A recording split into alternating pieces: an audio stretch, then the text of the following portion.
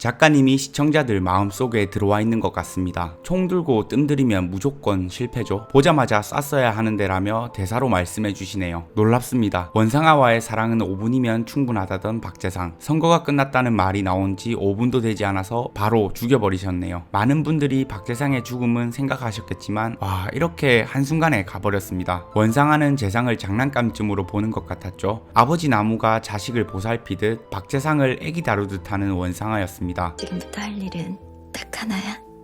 무조건 자는 거. 아무래도 원상아는 이제 박재상이 필요 없어졌고 자신의 연극에서 재상을 빼버린 것 같습니다. 무조건 자라고 하더니 영원히 재워버렸죠. 한국에서 죽음이면 모든 게 끝이 납니다. 원상아가 배후에 있다는 걸 밝혀내지 않는 이상 보배저축은행 사건부터 박재상과 관련된 것들은 모두 다 덮이지 않을까 합니다. 와, 그리고 연출이 너무 좋았던 게 인경이 재상의 소식을 듣고 카메라를 보는데 뭔가 렌즈 안이 푸른 난초처럼 보이더라고요. 소름 돋았습니다. 두려움부터 많은 감정성과 함께 원령가가 겹쳐 보였던 걸까요? 어찌 보면 박재상도 이 죽음에 관해 알았던 것 같습니다. 박재상도 정란의 멤버일 뿐이고 충성을 맹세했고 만약 푸른 난초를 받는다면 자신의 죽음을 받아들여야 하죠. 선거에 당선된 후 다시 시작하자는 말 뒤에 박재상은 사과 쪽을 한참 바라봤습니다. 그리고는 아무 말 없었죠. 아마도 푸른 난초가 그 옆에 놓여있던 게 아닐까 합니다. 그리고 그것을 놓아둔 것은 당연히 푸른 난초의 주인 아버지 나무를 물려받은 원상아이고요. 이제 박재상은 죽었고 세자매는 원상아와 전쟁을 해야 하는데 예고편을 보니 인주는 감옥에 가게 되는 것 같습니다. 그리고 원상아는 인경까지 건드리려 하는 것 같죠. 설상가상 최도일은 연락이 되지 않았습니다. 최도일은 어디에 있는 걸까요? 오늘 최도일의 계획이 빛이 났죠. 도일은 원령가를 원상아 박재상을 가장 잘 아는 인물 중 하나입니다. 머리 꼭대기에 앉아 있습니다. 오인주는 어떻게 할 거냐라는 박재상의 물음에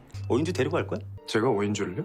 이렇게 말하며 모든 판을 짰죠. 지금 전화기는 꺼져 있지만 결정적인 순간에 최도일은 다시 나타나지 않을까 합니다. 작가님이 최도일이라는 인물의 속을 잘 모르게 그리셨지만 개인적으로 최도일은 인주를 배신할 것 같지는 않은데요. 인주를 배신할 수 있는 순간은 많았지만 모두 인주를 살리는 선택을 했죠. 예고편을 보면 인주는 700억 횡령 혐의로 감옥에 가게 되는 것처럼 보입니다. 재판에서 700억과 최도일에 관한 이야기를 하죠. 재상이 죽는 순간 도일이 원상아의 지심을 눈치챘다면 도일은 다음 스텝을 준비했을 겁니다. 박재상은 최도일의 계약서에 대한 이야기를 했죠. 물론 오인주 없이 돈 움직일 수 있도록 계약서 만들었겠지. 네가 만든 계약서 내가 몇백 건을 봤는데. 도일은 어쩌면 700억을 인주가 아닌 자신이 움직일 수 있게 계획서를 작성해뒀을 것 같습니다. 그리고 오늘 도일은 닫힌 방에서 통장 하나를 발견했죠. 효린의 해외 계좌였습니다. 만약 도일이 700억을 효린의 통장에 옮기게 된다면 인주의 횡령 혐의는 사라지고 모든 화살은 원령가로 향하게 되겠죠. 항상 생각할 시간이 필요하다는 도일이죠. 많은 걸 내다본 도일의 계획이 숨어 있을 것 같습니다. 그런데 드라마 내내 인주를 사랑한다는 느낌도 나오지 않았는데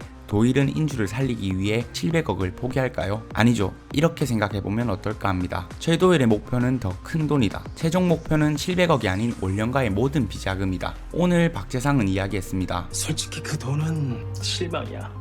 고작 700억 때문에 날 떠나려는 거라면. 네, 고작 700억이 아닌 원령가를 무너뜨리고 숨겨진 모든 돈을 빼돌릴 계획일 수도 있을 것 같습니다. 그렇게 돌아온 최도일과 인주의 반격이 기다려지는데요. 아무래도 원령가를 무너뜨리는 건 도일과 인주, 인경이겠지만 정신적 피해는 인해가 주는 것 같습니다. 닫힌 방에 갇혔을 때 원상아는 사진 한 장을 줬죠. 어릴 적 사진이었습니다. 그리고 그 사진은 인해가 가져갔습니다. 예고편에서 원상아는 인해로부터 소포 하나를 받는데요. 인해로부터 받을 만한 게 뭐가 있을까요? 아마도 이 소포는 원상아가 그리라고 시켰던 그림인 것 같죠. 아무렇지 않은 것 같지만 어릴 적 아버지가 지시한 살인들부터 어머니의 죽음, 오빠의 죽음은 원상아에게 아주 큰 상처인 것 같습니다. 그리고 인해는 이야기했죠.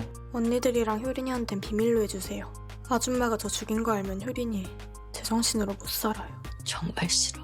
오늘 효린의 편지를 받고 우는 원상아의 모습을 볼 수 있었는데요. 원상아는 다른 걸 떠나서 딸 효린이만큼은 정말 아끼고 사랑하는 것 같아 보입니다. 결국 인해와 효린이는 결말쯤엔 원상아를 정신적으로 무너뜨리며 원령가는 무너지지 않을까 합니다. 지난 영상에서 원상우와 단테스의 이야기를 했는데요. 원상우는 단테스고 결국 탈출에 복수를 할 거라는 이야기인데 오늘 재상의 몰락, 재상의 죽음에 가장 큰 역할이 원상우였고 원상우가 남긴 영상이었습니다. 이처럼 맥 맥베스 부인에 비유된 원상아도 같은 결말을 맞이하지 않을까 하는데요. 맥베스가 왕이 되는데 첫 살인을 부추긴 부인은 결국 몽유병을 앓다가 정신이 나가버리고 비참한 죽음을 맞이하게 되죠. 네, 원상아의 최후도 비참한 죽음이지 않을까요? 그것이 자신이 죽였던 이들처럼 자신의 어머니처럼 목을 매달고 죽는 결말일 수도 있고요. 이제 얼마 남지 않은 작은 아씨들인데요. 그럼 저는 작은 아씨들의 다음 리뷰 영상으로 돌아오겠습니다. 구독, 좋아요 해주시고 함께 정주행합시다.